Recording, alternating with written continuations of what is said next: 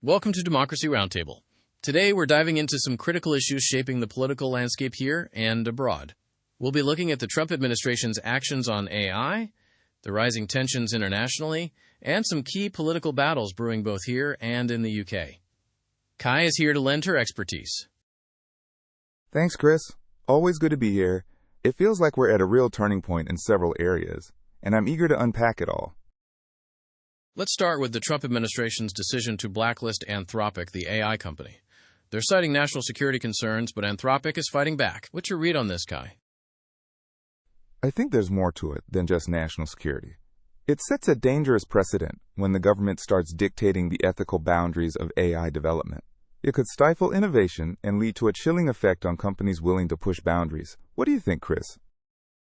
Absolutely. It's a slippery slope. On one hand, guarding sensitive military applications of AI is vital, but blacklisting based on ethical concerns opens the door to politically motivated actions. Let's bring Sarah in for a legal perspective. Sarah, what are the legal challenges here? Hi, Chris. Hi, Kai.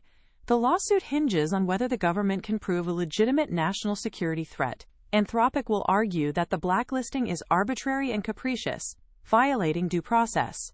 The courts will have to balance national security interests with the company's right to operate.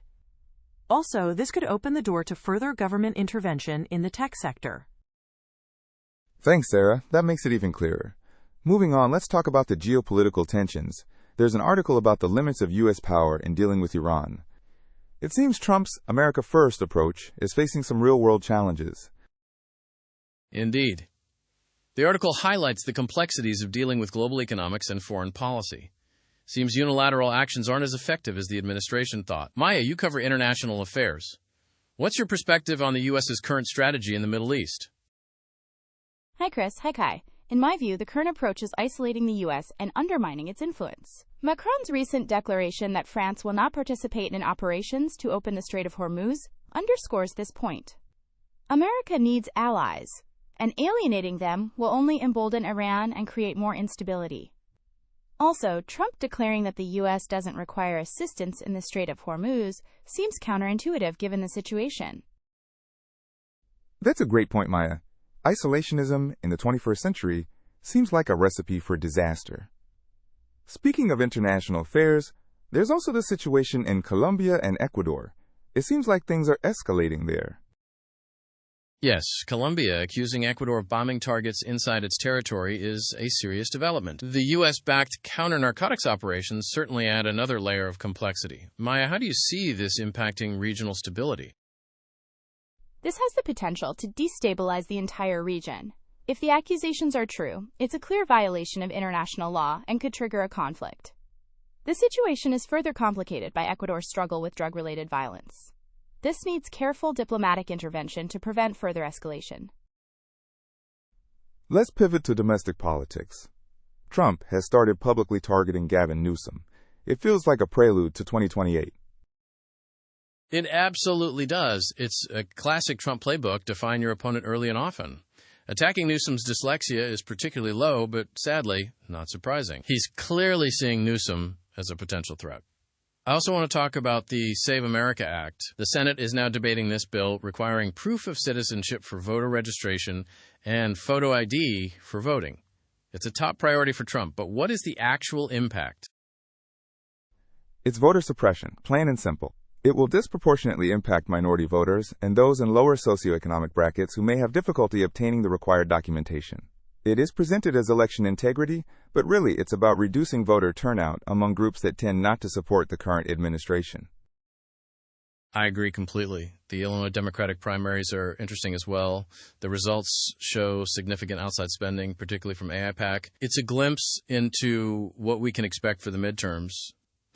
And, of course, the Trump administration's reported pursuit of a centralized national database is raising serious privacy concerns. It feels like something out of a dystopian novel. Absolutely. Let's bring in Elena for her immigration expertise. Elena, the Trump administration is reportedly developing a centralized national database. What are the implications regarding immigration? Chris, Kai, thanks for having me. This database is deeply alarming. While it's presented as a way to streamline government efficiency, The potential for abuse targeting immigrant communities is immense.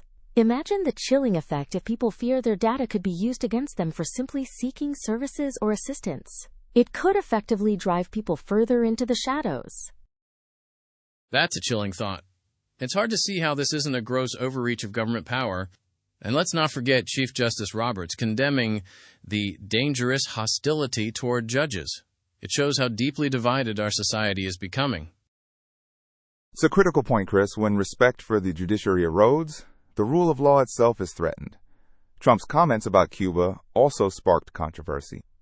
The remarks, interpreted as a threat, come amid increasing economic pressure, leading to further hardship for Cubans. It's a complicated situation.